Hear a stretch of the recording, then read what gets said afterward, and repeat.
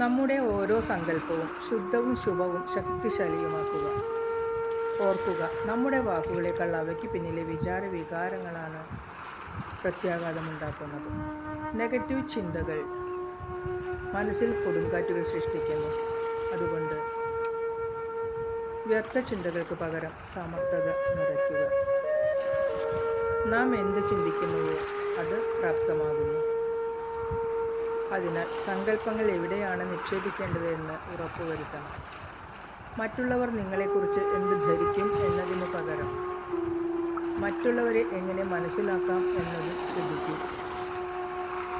സമയത്തെ സുഹൃത്താക്കുന്നതിന് വർത്തമാന നിമിഷത്തെക്കുറിച്ച് ബോധവാനാകുക. അതിൻ്റെ ചലനങ്ങൾക്കനുസരിച്ച് ചുവടുവയ്ക്കുക. അടുത്ത നിമിഷം എന്താണ് സംഭവിക്കുക എന്നതിന് തയ്യാറായിരിക്കുക.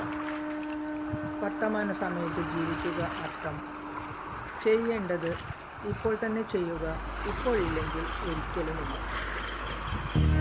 ഒരുപാട് സന്തോഷത്തോടെ എല്ലാവർക്കും ശുഭരാത്രി. ഓം ശാന്തി.